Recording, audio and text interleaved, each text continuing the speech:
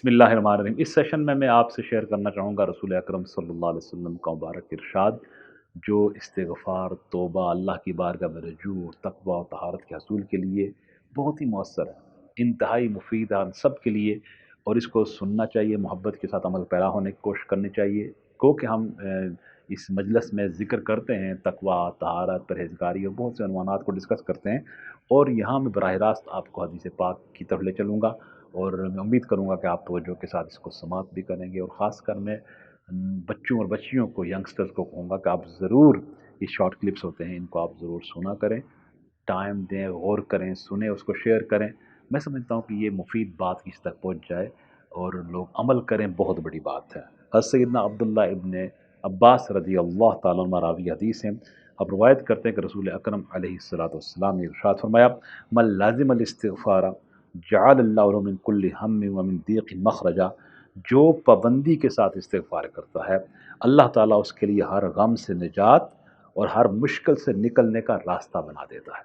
इस्तिग़फ़ार, तौबा, नेकी अल्लाह की रज़ा के लिए करने चाहिए, लेकिन हम डेली लाइफ में बहुत सी मुश्किलों का तज़किरा करते हैं, परेशानियों का, मुसीबतों का, उनसे निकलने के लिए हम कोशिश करते हैं। तो उसका तरीका अल्लाह के प्यारे हबीब सल्लल्लाहु अलैहि वसल्लम बता दिया। वो तरीका क्या है? इस्तिग़फ़ार, इसको मामूल बनाया जाए। ये तालीमात नबवी से हमें ये रहनुमाई मिलती है। और इसी तरह बाकी दीनी तालीमात को देख लें, सूफ़िया कराम का अमल आप देख लें, और उनके मामूलात में ये बात शामिल है कि आप इस्तिग़फ़ार की तस्बीहात आप तहज्जुद के वक़्त करें, बड़ा ख़ास टाइम होता है। उसके बाद आप फ़जर के बाद कर सकते हैं, इशराक़ से क़बल। असर के बाद का टाइम बुज़ुर्गान दीन ने बताया बड़ा मुफ़ीद और मौसर टाइम होता है। अदरवाइज़ जब आपको टाइम मिले इस्तिग़फ़ार की तस्बीहात पढ़ें, और इसकी बरकत ही बरकत है, ज़ाहिरी और बातिनी बरकत है। और अल्लाह के महबूब ने बता दिया कि मुश्किलों से निकलने का, परेशानियों से निकलने का, मुहिम्मात से निकलने का अल्लाह ताला इस्तिग़फ़ार की कसरत करने वालों को, तौबा करने वालों को अल्लाह ताला वो रास्ता अता फ़रमाता है, यानी उनको मुश्किलात से निकाल देता है। और फिर हम रिज़्क़ में तंगी की शिकायत करते हैं।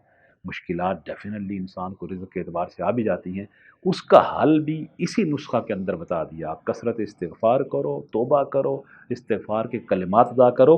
अल्लाह के महबूब अलैहिस्सलातु फरमाया, व रज़क़हु मिन हैसु ला यहतसिब। जब आप कसरत से इस्तिग़फ़ार करोगे, अल्लाह ताला आपको रिज़्क़ वहाँ से अता फ़रमाएगा जहाँ आपका गुमान भी नहीं होगा, आप सोच भी नहीं सकते, आपका वहम व गुमान में आप इमेजिन नहीं कर सकते। और आपके वहम व गुमान से बाला अल्लाह सुब्हानहू व तआला रिज़्क़ के असबाब पैदा फ़रमाएगा, और रिज़्क़ में भी बरकत अता फ़रमाता है। और ये तमाम नेमतें मिलती हैं जब उसकी बारगाह में रुजू किया जाए।